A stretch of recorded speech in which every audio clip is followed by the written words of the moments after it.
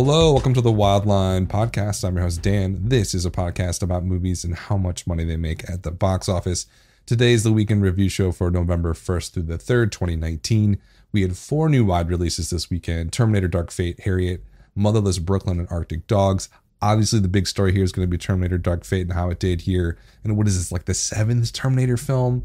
It flopped, spoiler alert. So we're going to talk about that, walk through the rest of the top 10, talk a little bit about some limited stuff that is still out there because we are in award season. Chris has an awesome timeline segment. He's going to talk about 2009 and the top 3 movies at the box office this weekend back then, and some new movies that are coming out over the next year. It's a great listen, so stay tuned for that. And then we'll close out the show talking about what's going to happen over the next few weeks at the box office.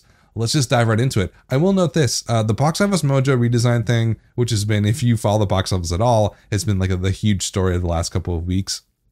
I've gotten to the point now where I didn't think this was going to happen, but I've had to make the switch. I have to switch over to numbers.com just because like Box Office Mojo is not updating their charts. It's 11:30 here on Sunday.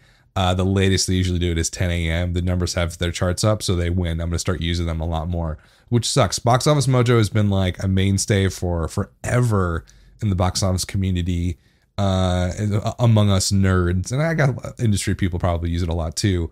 It's gonna go away if they can't keep it up in a timely manner. It's gone. So the numbers is where we're gonna start sort of looking for data. It's gonna take me a while to sort of figure out the nuances. So in the show I might sort of drop off a bit every once in a while looking for something, but for the most part all the data is here.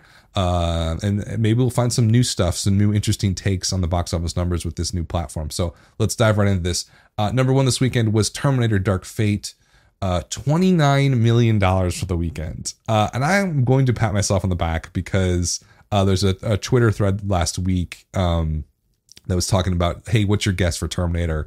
The tracking was saying $40 million. I took the per theater averages. I was like, no, this is the target here is probably right at 30. So I was pretty close in that guess. It's just shy of that at 29. Actuals will make it bump up to 30. I might be exactly right.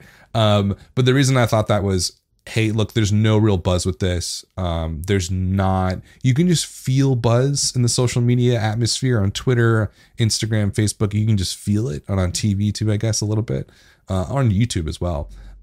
Anywhere where people are sort of chatting about movies. I didn't hear anything about this. Terminator Dark Fate was it was only amongst box office people were like, how big is this thing gonna flop, was the only buzz that I heard.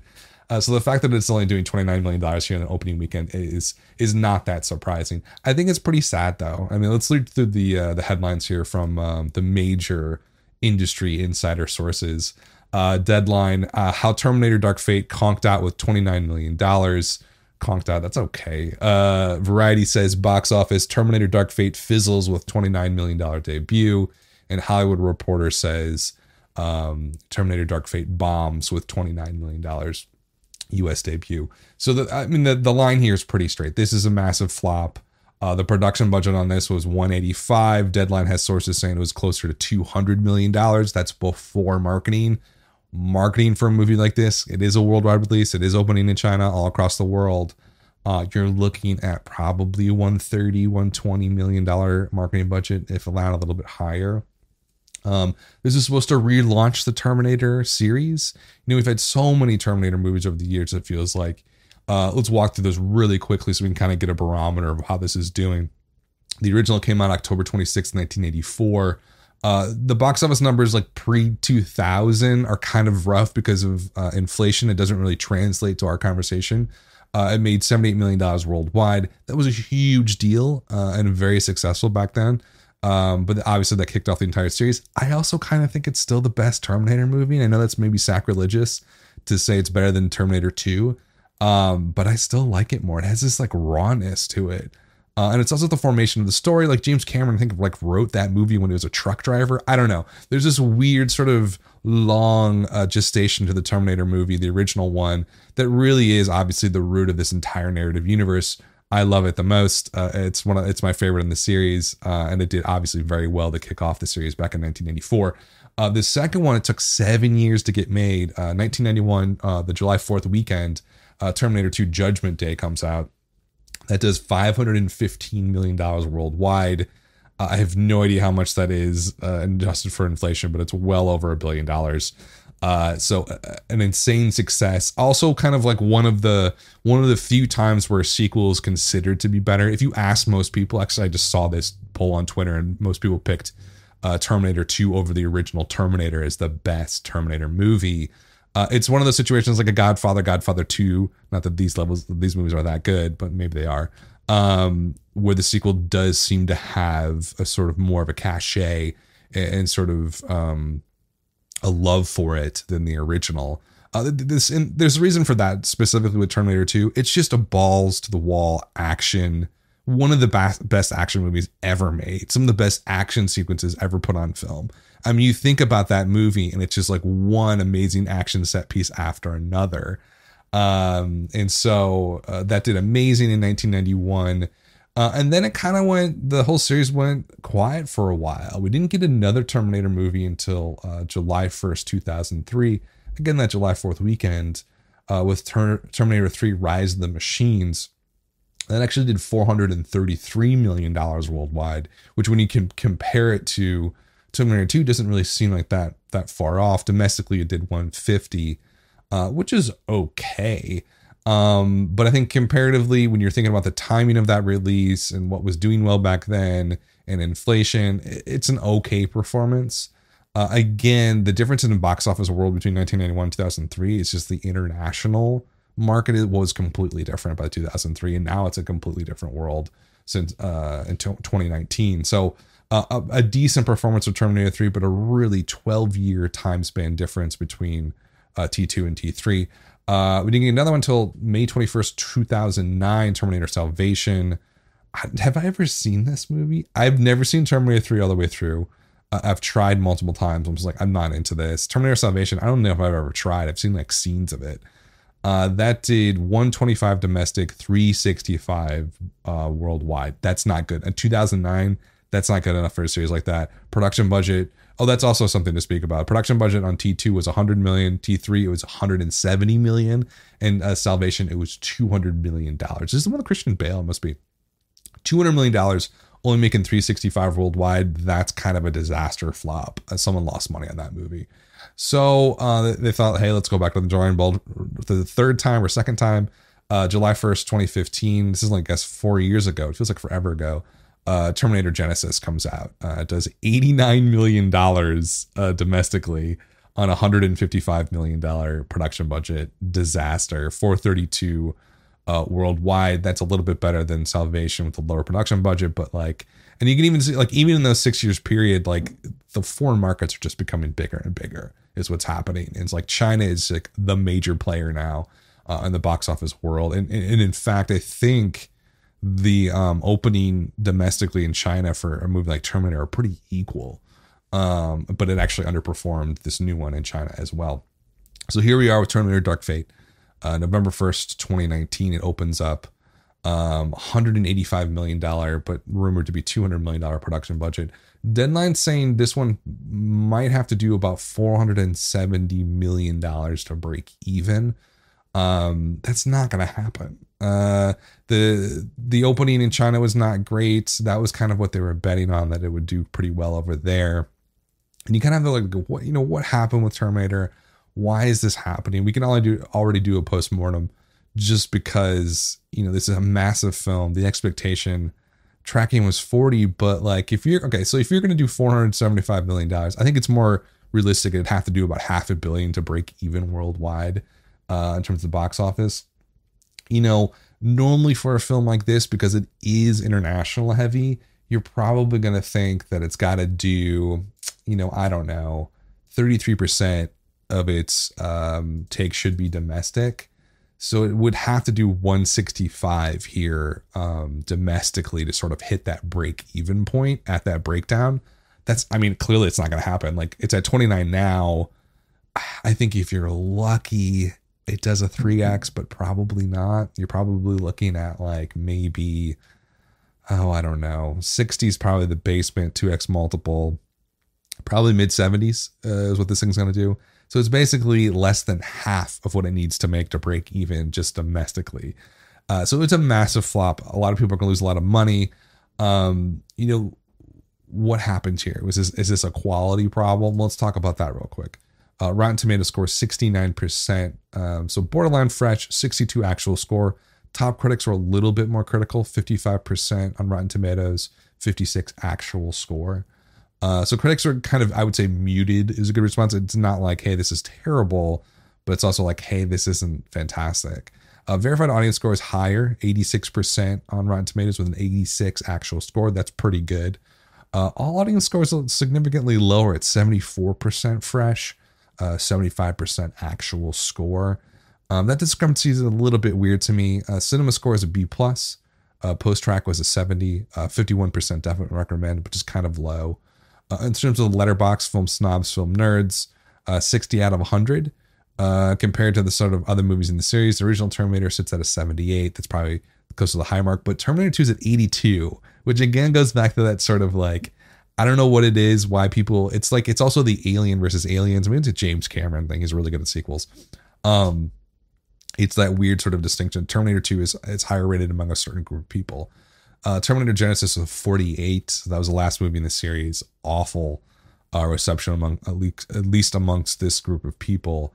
I don't want to pull out another comparable here on Letterboxd. I would say Captain Marvel, another sort of, and the reason I pull that out is that because sci-fi movies were these big blockbuster things up until when comic book movies sort of took over in the early 2000s and really sort of took over in this last decade, the 2010s.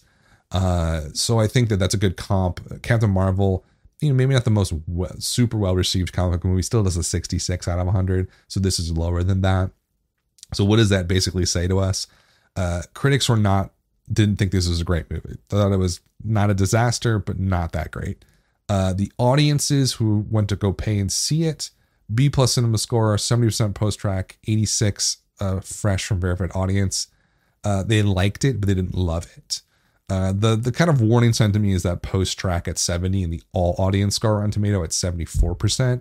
That sort of suggests to me that like, I was probably excited to see this and came out opening weekend, but I wasn't really thrilled with it, is what it kind of sounds like. And you can read that in the 51% definitely recommend. For a really good movie that people love, it's more like 70, 80%, low 80s usually, is where you'd want to be to sort of spread word of mouth. So this is not going to have a word of mouth play.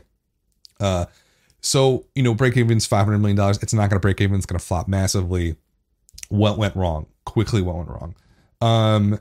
So I think from a product conception viewpoint, remember I always break them down here in the Wild End podcast, postmortems in the moment into four categories. It's product conception, product quality, marketing quantity and targeting, and the quality of that marketing. So from a product conception viewpoint, this is the development. Why are you even making this? Do you need to make this? A lot of red flags. The Terminator series has tried to been rebooted twice in the last decade, and some never really works all that well. So why are you trying to do it again? The IP's pretty old now. Like Terminator and Terminator 2 mean a lot to me, but I'm approaching 40 now in the next few years. So it's kind of an older demographic. The younger people, like how tied are they to the narrative or the narrative universe of Terminator? Probably not much. Fox had a chance with the Sarah Connor Chronicles, which was amazing. I think they canceled it after the second season. It was so good. It was such a good TV show, but it was before we had this sort of Netflix universe where if it was something that was decent, it would get 5 seasons or 3 seasons. This is when like ratings ruled everything. And so Sarah Connor Chronicles, despite being amazing and an awesome show, just didn't have the ratings to sort of get the ad dollars. So they canceled it. Fox did. That was sort of the best post Terminator 2. I think the Terminator Sarah Connor Chronicles TV show was the best sort of output from this world. That was sort of the best way to reboot this thing. It feels like as a TV series. Even now, it feels like a TV series to me, or a lot of potential there. So product conception, another film didn't really. You have Little Hamilton coming back, which is huge. James Cameron's back in a producing chair here, but we'll talk about that in a little bit. That produced a lot of problems with the director Tim Miller. Mackenzie Davis is one of the new leads. I guess she's the Terminator in this. I don't even know. I've seen the trailer like 100 times. I don't know what's going on.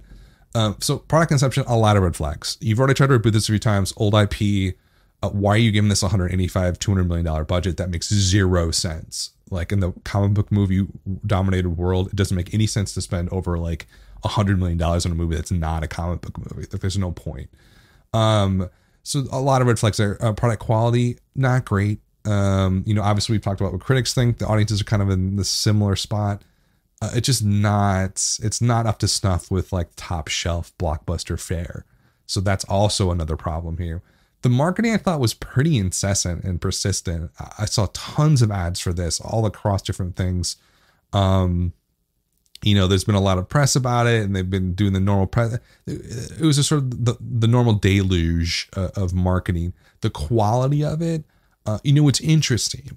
So the initial trailer that had come out, I thought was not very good. I thought it was kind of like, and I remember on Reddit when it got posted on the R Movies subreddit, and people were kind of like, what is this? So this is like another Ghostbusters thing where they're just refilling all the roles with women. I'm not going to go down that path right now. Does that hurt it a little bit? I don't know. I don't even want to think about that stuff right now. But I will say that the marketing quality initially was not fantastic. The first trailer was not good.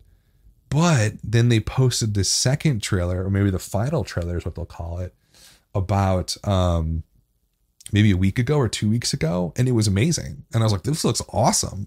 It looks really fascinating and good. And so I think they kind of whiffed it on the initial mark. The thing about movies now is you have one real good shot right when you drop the first trailer, and that's pretty much going to create 90% of your audience.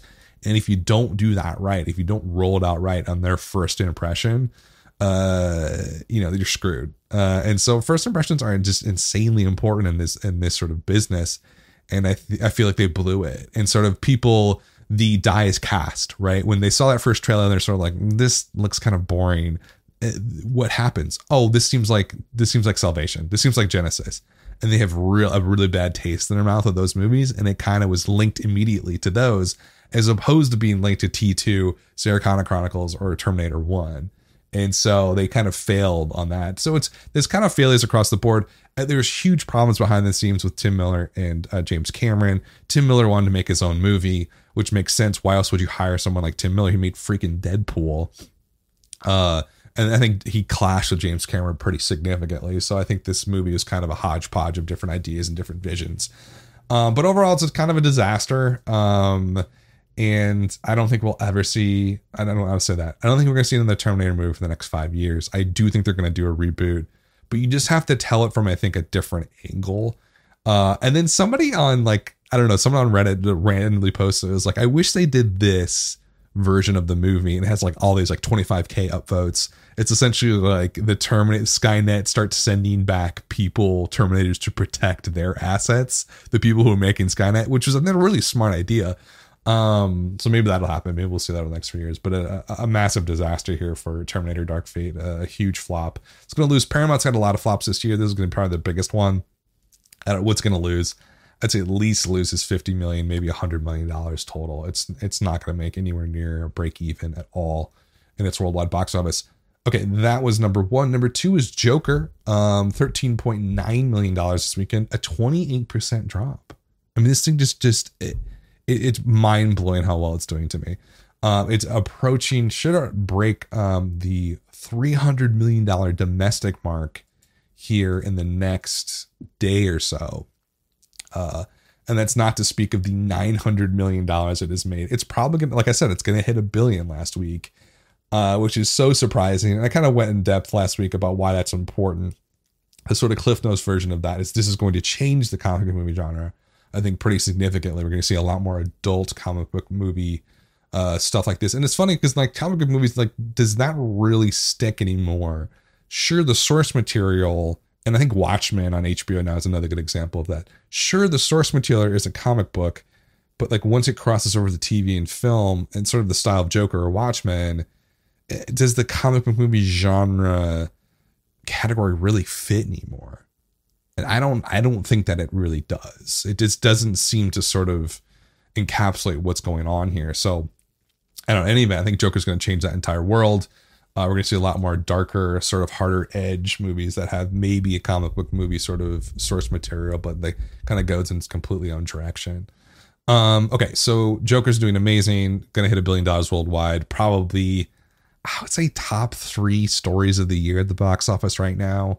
I know there was a lot of buzz going into it, coming out, all that kind of stuff. But this performance kind of is outside the imagination, it feels like, on some level.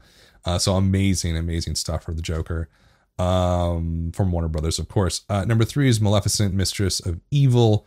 Not Mystery of Evil, like I usually say. 12.1 million from Walt Disney here. 37% drops. It's at $84 million here domestically. Let's check out what's going on worldwide on that one. So this one's doing okay. The production budget on this one was very high, as I recall. Let's see if I can go through my notes and see what it was. $185 million production budget before advertising. Yikes. So this one opened like 50% below the original, at least domestically here. It's at 383 worldwide. Very strong international so far. If we kind of use like this similar sort of $500 million, $450 million sort of break even point that they suggested for Terminator, which I think this would kind of be in the ballpark, as a very similar production budget. This one's gonna approach break even. It seems like it might have a lot more international, but this thing is an international movie. It's almost like a foreign film. Like that's where it's gonna make its money. It's not gonna make it here domestically. With the drop this weekend, that's a good drop. It is a children's film. They tend to have lower drops in general and longer legs in general. So that's pretty good. But even for a children's film drop, it's good. Anything below 45% is fantastic, and it's at 37%. So into the third weekend, $85 million. We'll have to wait and see on this one, but it is approaching break-even territory. So that's a good sign for that movie, despite really underperforming from the first one. Number 4, we have a new movie, Harriet, about Harriet Tubman, sort of a biopic about the slave who escapes and sets up the Underground Railroad. So historical drama. What do critics think on this one? 72% Rotten Tomato score, 64 actual score. That's all critics. Top critics are a little bit higher, 79%, and a 66 actual score.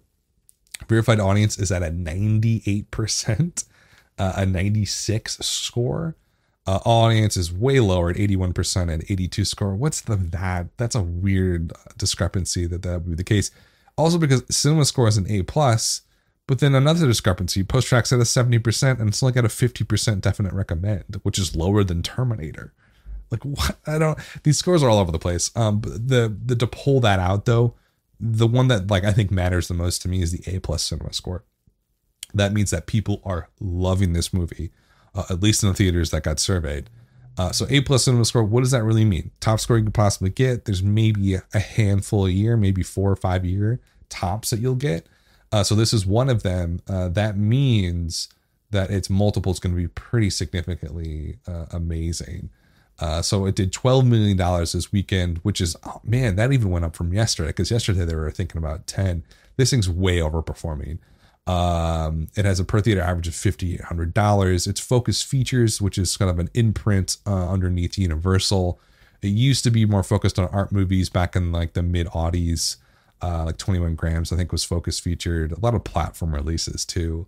This one opened up in 2,000 theaters, so not like a normal wide release. Terminator was in 4,000 theaters. That's like a big wide release, super saturated. This is definitely on the smaller side of a wide release, the 2,000 theater mark. Expectations for this, I think, were high single digits. So this thing is definitely doing quite well. With that A+ Cinema Score, we can guess that it's at least a 3x multiple. So $36 million domestically is a given. I think the timing of the recent stuff is really good because we're getting into the holiday season. So right when this thing is going to start, should be tapering off of the 3rd or 4th week. We're going to hit Thanksgiving. There's gonna be a lot of families. It does kind of feel like a movie you go to see with like a group of people, a family or your parents or something like that. So I think it's gonna hit that well. So I would guess a 4x multiple might even be doable here, and that would put it at what, $48 million. I would guess 50. I think it's gonna have a great run. In terms of demographics here, let's talk about Letterboxd a little bit. It's a weird movie in terms of the reception. I just don't get these scores all that much. So critics are in the 70s essentially. The verified audience score is almost at 100%, which is insane. Letterboxd is at 62. It's only 2 higher than Mary Queen of Scots. Do you remember that movie from last year? No, you don't, because it was not very good. So it's in that realm with this group of people. On the basis of sex, another bios pick, 68 out of 100. 12 Years a Slave I thought would be comparable here. That has an 82 out of 100 in Hidden Figures, which I think is connected to this, especially with this African-American demographic at 76 out of 100. So it's lower than all of those, except for American Queen of Scots. It's like you have this A+ cinema score, this post-track of a 70, which is not very high. Low definite recommend. It's a weird picture. So I'm just going off the cinema score and thinking that's going to do great. But like if those other lower scores are more accurate, then it's not going to have a super high multiple. But I think I'm just going to go with cinema score and say it will. So I'm going to say about 45 to $50 million domestically. Who went to go see this? 91% of the audience was over 25. That's a lot. That's like too much. Way over indexed in the older audiences. Female was 60%, male was 40%. I think also strangely here, the ethnic sort of breakdown of the audience. So, it's a movie about, essentially an American hero. She was a slave. She ran away and helped set up a sort of system to get other slaves out of slavery. You would assume that the African-American audience here would be pretty massive, which they were. But it wasn't the number one demographic. The number one demographic was white people at 54%, which is almost like an average movie. But the African-American demo did obviously show up at 37%. They're normally only 12%. But what is really interesting to me is that the Latino audiences and the Asian audiences just disappeared.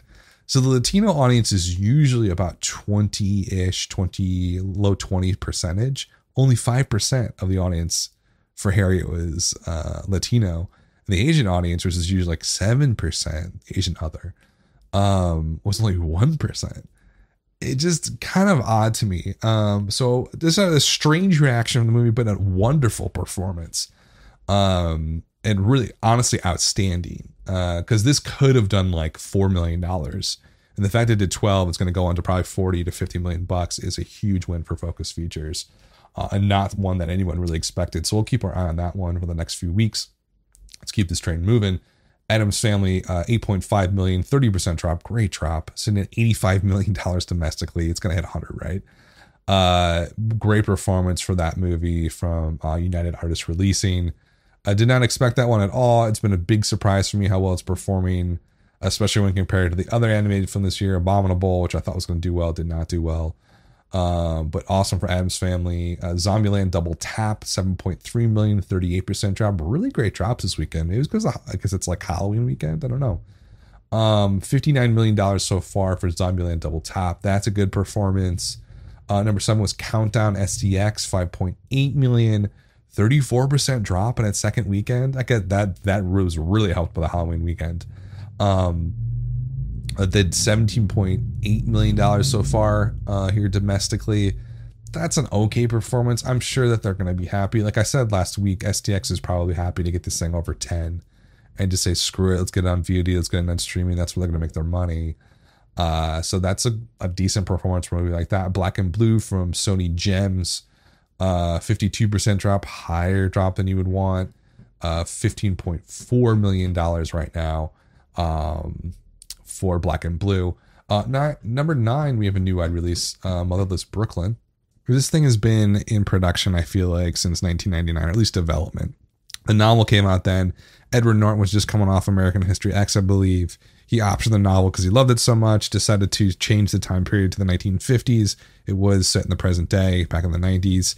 And so it's kind of been, I guess you'd call it development hell for like at least 15 years. And then he finally got the green light to move forward with it here. And it is a total disaster in terms of release. I think the weird thing about this movie is that it seemed like a platform release. Like, why would you push this out wide? Doesn't make a lot of sense to do wide release.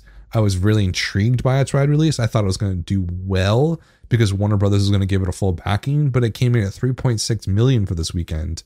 Which was only in 1,300 theaters, but that per theater average is $2,300 per theater. I mean, this is a disaster opening.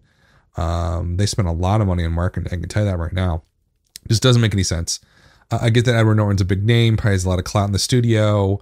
You have Bruce Willis involved. It just seemed like this is a platform pet project thing. Put it out in New York, Los Angeles, see how it does, then expand it out. If it does do okay, Why would you push this out to 1,300 theaters? It's a 1950s noir film. Those aren't big anymore. That was like the 90s and 80s. That would have been a lot bigger. Like, it's just not a genre, especially younger people that are into all that much. So a lot of mistakes across the board with Melrose Brooklyn. I will say that Edward Norton did the full court press on his press sort of tour. He's been everywhere. He's been like on like random shows, like Off Camera, I think the show is, on YouTube, a small sort of interview show. He was on there. He was on Rogan this week, which is like being on, what Jay Leno or Johnny Carson would have been, 10, 15 years ago. Yeah, I don't know. It just, a lot of mistakes. I don't get why you push it out wide. Should have been a platform release. Why'd you even make it? I guess Edward Norton pushed it through. They filmed it in like 50 days or something like that, like really quick. It looks intriguing. I'm gonna watch it. I'm a big noir fan, so I'm gonna see it. And the only group of people that this could have played well with is I think over 50s. And I don't think they hit that market demographic marketing wise very well. And I would have pushed it later in the year to like a Christmas or like mid-December release, or maybe even January. It could have worked. It just was not the right timing for this. And it kind of shows with that 3.6 million. I mean, that's awful. I'm going to lose so much money on this. It was down to like, 11 cents a share. I like bought it a decade ago and just never let it go. I was like, this is going to get made. I'm like Edward Norton. This has to get made. And then they make it, and I make like a 3,000% on my HSX stock. And then it just tanks this weekend, ups and downs. So, and then the final in the top 10, Arctic Dogs, from Entertainment Studios, which is a German company, I believe, 3.1 million.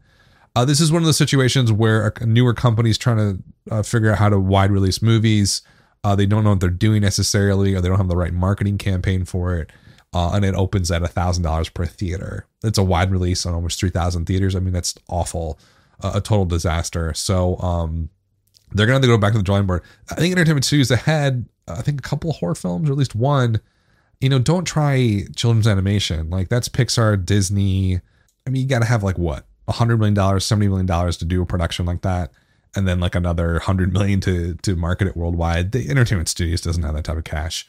So try to kind of like do a different sort of releasing model, like an STX Blumhouse with horror or something. It just doesn't work. So that's why Arctic Dogs has flopped. Let's talk, before we go to timeline, let's do a little bit of the limited releases. Parasite, Jojo Rabbit, Lighthouse. Those are the big three. They're all grouped together at 11, 12, 13 on the chart this week. Parasite is like, I think it crossed $100 million worldwide, which is just insane to me that it's doing so well. I mean, it's cool. I never would have thought, hearing the buzz about this film from the Cannes Film Festival, that it would end up doing this well this year. It's already been released on most of the world. We're kind of getting it last. 2.6 million this weekend, $5,700 per theater in about 500 theaters. So it's doing pretty well. Total so far for Parasite, 7.5 million here domestically. But like I said, broke the $100 million mark worldwide. So decent performance right here. Success for a film like this, I think, is like hitting $20 million domestically would be massive. Same thing for Jojo Rabbit, Fox Searchlight, 2.4 million this weekend, 10K. Well, actually not. 9,400 per theater average in about 250 theaters. That's at 4.2 million domestically right now. That's a pretty good performance for that. These are all art house movies. It's just completely different echelon or threshold for success. If Parasite hits $20 million, that's huge. If Jojo Rabbit hits like $15 million, that's really big.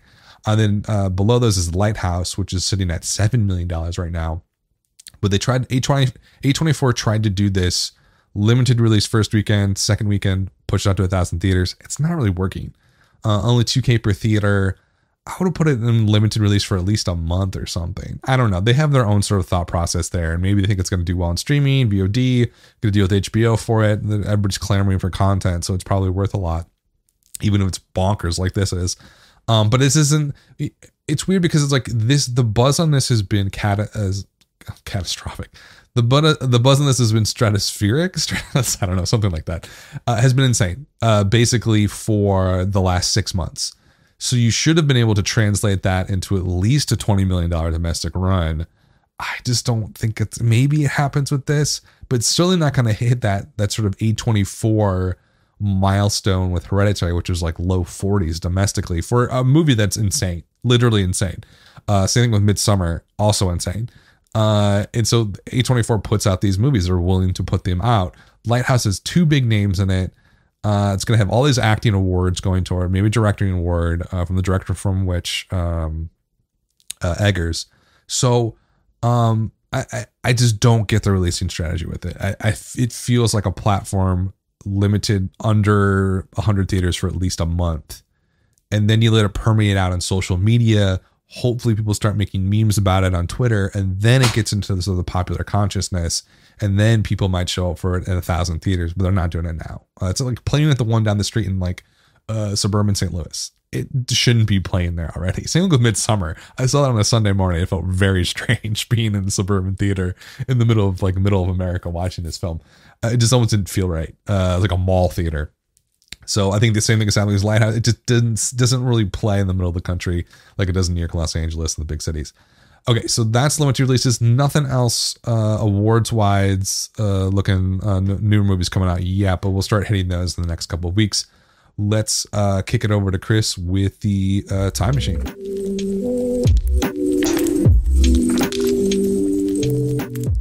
Hey everyone, it's the Wildline Time Machine. My name's Chris, and thanks Dan, as always, for having me on the show to talk about the domestic box office, past and present. Let's look back at 2009 this weekend, shall we? 10 years ago was a weird weekend at the box office. You had ultimately 3 very different films taking up the top 3 of October 30th to November 1st of 2009. So taking the top spot that weekend, out of all possible ways to both end the Halloween season and begin the Thanksgiving season, you had a concert film take the top spot, which is incredibly rare at the box office, as you may already know. Sony Pictures released This Is It for a debut of $23 million at the box office this weekend, back in 2009. The Michael Jackson concert film that came out about 6 months after his passing managed to grab that top spot over the number 2 film, which had already been out for a week at this point, which we'll talk about in just a little bit. Let's delve into This Is It a tiny bit, shall we? So like I said, concert films not really popular at the box office. They're kind of an event rather than an attempt at, mainstream exhibition. Looking back at previous concert films, I dug up some research that Forbes did. The Hannah Montana movie is the other kind of big concert film of the millennium, with raking in 65 million domestic in 2008. Compare that to the final domestic run of This Is It, 72 million. Though the big difference here is the worldwide takes. The worldwide take for This Is It was over 270 million, whereas Hannah Montana only raked in about 90 million worldwide. Of course, we know that the past 10 years has seen a huge shift in how movies are marketed and distributed and for box office success outside of US and Canada. But that is kind of crazy that MJ is that much more of an international star than pretty much anybody else that put out a concert film. Obviously, Hannah Montana, Miley Cyrus, not nearly at the level of MJ, but you have Madonna take, for instance, her Truth or Dare concert film back in 91. It only made 15 million domestic, and that was still seen as a pretty big deal for the time period and the fact that concert films weren't really a thing in before 2000.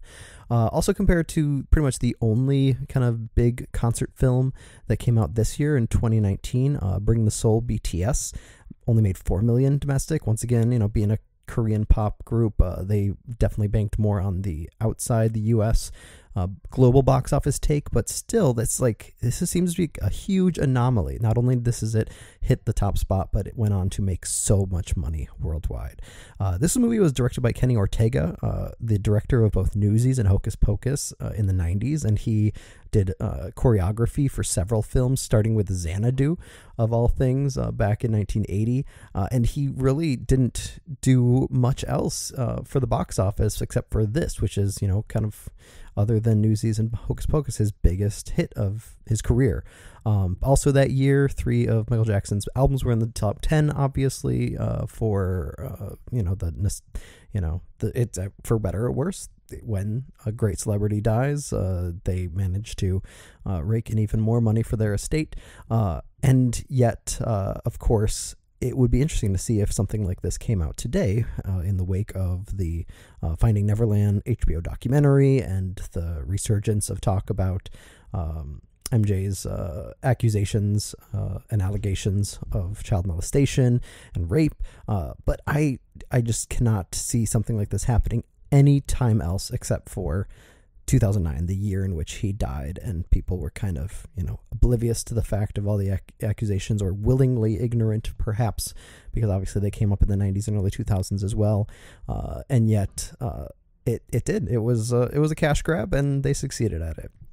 Paranormal Activity was that movie in the number 2 spot that I mentioned that had been there for its second weekend, making $16 million that second weekend. This is an interesting movie that I've never seen a single one of these films from this franchise, and yet they were incredibly prevalent during this time period. 193 million worldwide was its final box office take. The number 30 film of 2009, which still is not as extreme as I thought, but then you look at it compared to the budget, and just like, Blair Witch Project did 10 years prior to this, $450K budget, and it made 193 million worldwide. It went on to produce 5 different sequels, and that take was $401 million for a domestic franchise total after the last and least popular film, The Ghost Dimension, in 2015, I think it was. That's 6 movies in total, and 2015 was when The Ghost Dimension came out, and that was still a movie that had a $10 million budget, twice as much as the previous film, and they, it seemed like, kind of a bad note to end on for the franchise, and yet it still raked in over 890 million worldwide. And I also did the calculation on the amount of budgets for all of the Paranormal Activity films. 28 million they spent on making these films. Obviously, P&A marketing is another factor to consider, but 28 million they made all 6 of these movies for, and they raked in almost $1 billion. That's an insane profit margin, guys. Of course, this was the movie that put producer Jason Blum on the map, Blum and Blumhouse Productions. But what's more interesting, I think, is that this was all about marketing, right? This is all about, the advent of viral marketing and the found footage aspect of it kind of combined for like this perfect nexus of profitability. And especially with the Halloween release, unlike we're seeing this year, there's not really a movie to capture that. Countdown didn't quite make it. Addams Family, if anything, is kind of this year's Halloween film. But it was it led to a horrible kind of trajectory for that film's director, kind of similar to, once again, Blair Witch Project. That was all about the marketing, the distribution, and everything. And yet the director of this film, Oren Peli, didn't end up making another movie until 2015's movie Area 51, also produced by Jason Blum and Blumhouse, but it was an incredible flop. It got immediately panned, and so Blumhouse just shoved it off to a special Alamo Drafthouse premiere. That was the only time it was screened in public, and then it went straight to VOD and immediately forgotten. It's a found footage sci-fi film, and Oren Peli still hasn't done anything since, but he's still getting the producer checks. It seems like, Jason Blum is still grateful and keeping him on the payroll that way. It's crazy. Also, the actors from that film still have yet to break out. Maybe they've kind of given up. Katie Featherston did a few of the sequels. Micah Sloat did the second one, and yet they're still nowhere to be found. Once again, very much like the Blair Witch Project actors. Though I do think that Joshua Leonard of that film was probably the biggest breakout success, and I think he's still working today. Number 3 that weekend, Law Abiding Citizen, the horrendous Gerard Butler, Jamie Foxx thriller about the guy who gets put behind bars, and so then he creates a series of booby traps behind for the lawyer that put him there, played by Jamie Foxx. Gerard Butler is like the menacing bad guy mastermind. It's kind of basically a Saw movie, except with a criminal Law and Order vibe to it. I actually just saw this movie the first time this summer because my students, I teach film studies at the high school level, and they I forget what we were probably watching Silence of the Lambs or something, and they're like, this movie reminds me of Law Abiding Citizen, and so I finally put it on for kicks this summer, and it's an entertaining but incredibly horrible film, and just with a very kind of disappointing lackluster ending as well. They could have really gone over the top and done more with that, but nonetheless, this was a pretty successful film of the year, number 46 overall. 2009 Overture Films produced this. They are no longer around. They closed a year later into 2010, but this was their biggest hit. They also made Men Who Stare at Goats that year, which was a big flop. They are that Starz subsidiary, so that's perhaps why you'll see Law Abiding Citizen playing constantly on the Starz network. This movie made $73 million domestic. It had a $53 million budget, so it's not like a huge profit margin, but it's still pretty decent, pretty sizable, and admirable, I would say, for a movie that, not based off a franchise. You've got two, stars, but definitely nothing like, not A-list stars, like A-minus list stars. I would probably qualify Jamie Foxx, and Gerard Butler is probably like a B-list star, though he did kind of just come off the hit The Ugly Truth in 2009 as well. He kind of had a really good decade in the 2000s, and he's arguably kind of making a comeback with more like B-movie style stuff like this, because Angel Has Fallen was a pretty good hit for him this year on a minor level. But F. Gary Gray, let's talk about this, the Law-Abiding Citizen director. This is a guy that he's a black director, and he got started with some of like the biggest black films of the 90s, Friday and Set It Off, legendary, and he made this immediate jump into kind of more mainstream fare, and got into the Fast and Furious franchise, got the Straight Outta Compton biopic, and Italian Job was kind of his like transition film in 2003 to kind of really bring him into the mainstream and some of the bigger budget pictures. And ever since then, this guy's just kind of been working hard and putting out really big hits. Except this year, I had no idea he directed Men in Black International, which is, of course, an insane flop, as Dan has talked about a lot on the show.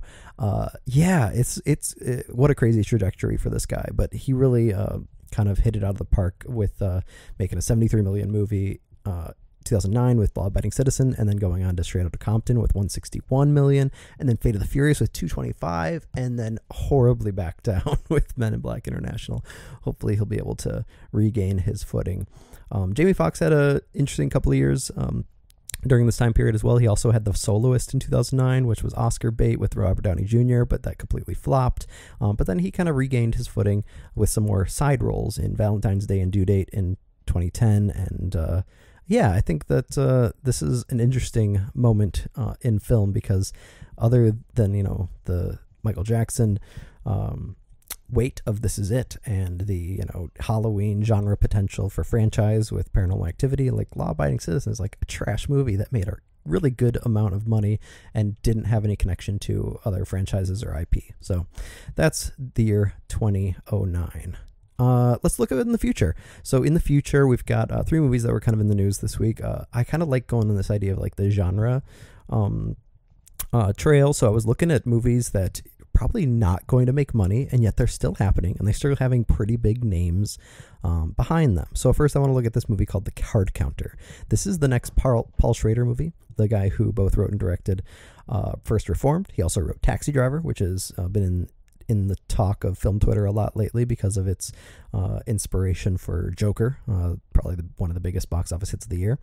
So Paul Schrader is he's a disturbed man. He says a lot of weird stuff on social media, famously only on Facebook, nowhere else.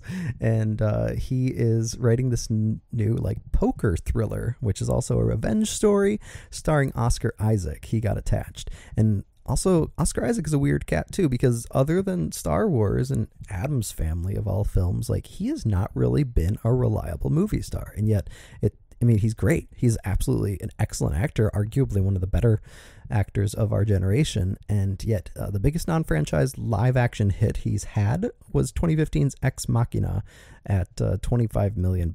And so he's not exactly a guy that you would hope to, like, bring your next film out into the mainstream.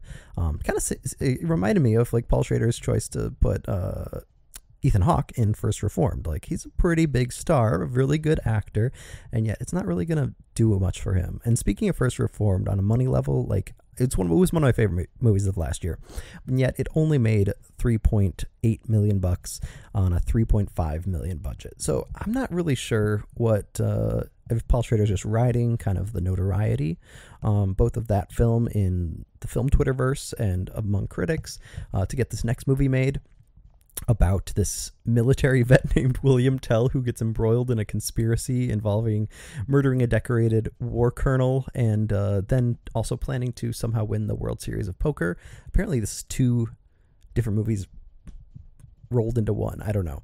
But Hanway Films is producing this. They haven't really had a big hit since 2015's Carol in Brooklyn, but those were like two pretty good art house successes and also got Oscar nominations.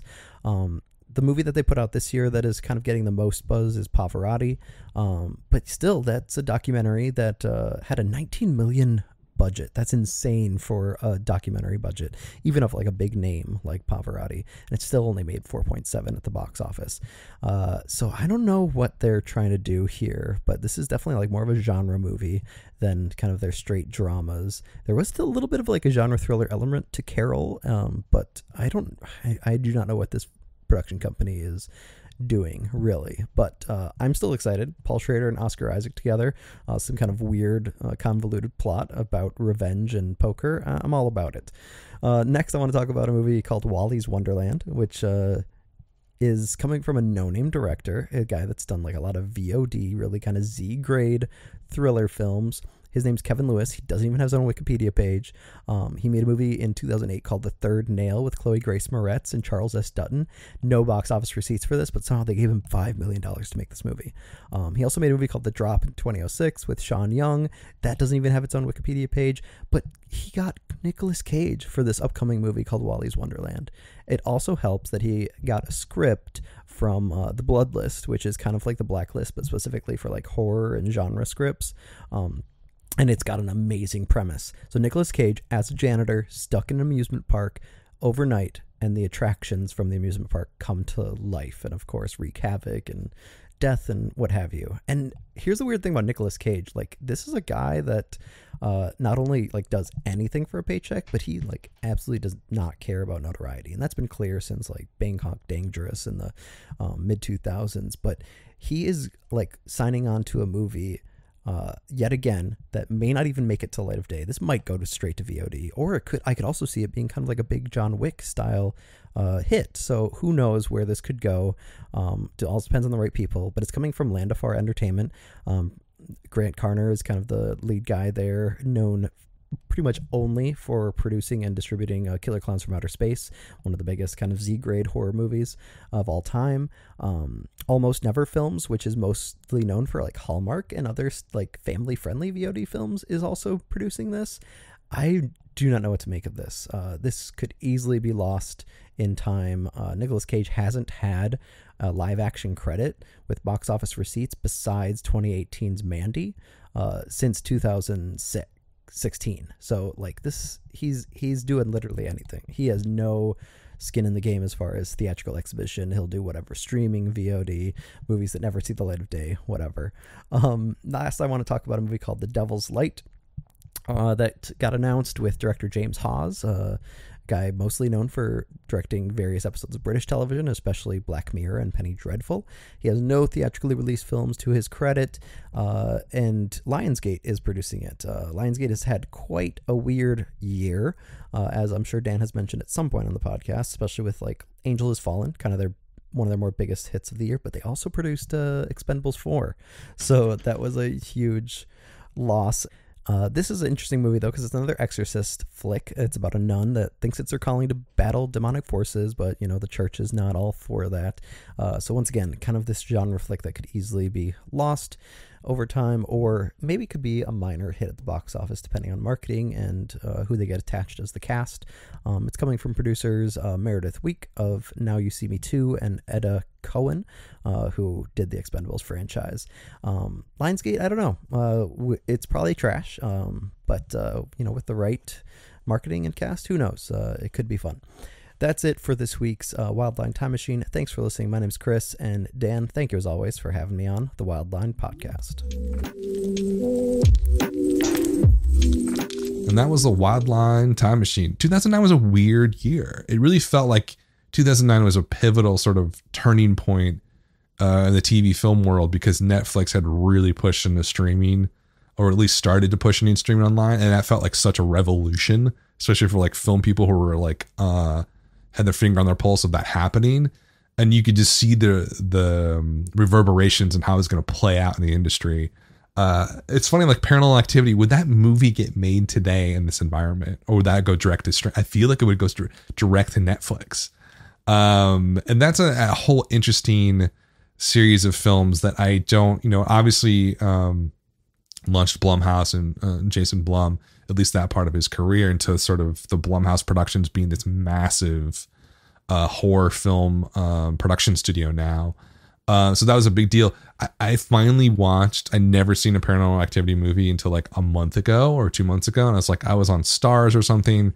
And I was like, I'll sit down and watch this, and just kind of, because I totally missed, I was working in startups and stuff out in San Francisco and in New York during these years. And I just kind of missed movies and didn't really see a ton of them. And so I never saw any of the Paranormal. So I watched it and I was like, it's like, I could see, I remember when it came out. I remember the reaction. I remember the marketing was all like audience, night vision of the audience, like screaming and stuff. I think that was very effective. The movie itself, it is fine. It's actually like not that bad at all. It's just not scary. And you compare that to something like the Blair Witch Project, similarly shot for like next to nothing, a phenomenon that came out of nowhere. That one, I put Blair Witch on every once in a while, like at least once a year I watch Blair Witch, and it's always terrifying. And it's always gives you that same sense of like, you feel the helplessness and how lost they are. And these sort of like the creepy baby sounds in the woods. There's no babies. I mean, it's just, there's something about it that still works today. Paranormal Activity just, it seems very throwaway. The entire series seems kind of throwaway. It made tons of money, obviously, as Chris noted. But I think sort of culturally, it's not going to be remembered hardly at all, because it was like in those moments that it's connected with people with the webcam stuff, live in the suburbs. I mean, the suburbs are already scary enough. You don't need to sort of make some ghost haunt your house, condo or whatever, townhouse. So I don't think they can remember, but they were, from a box office perspective, just one of the most successful and profitable series that's ever been made.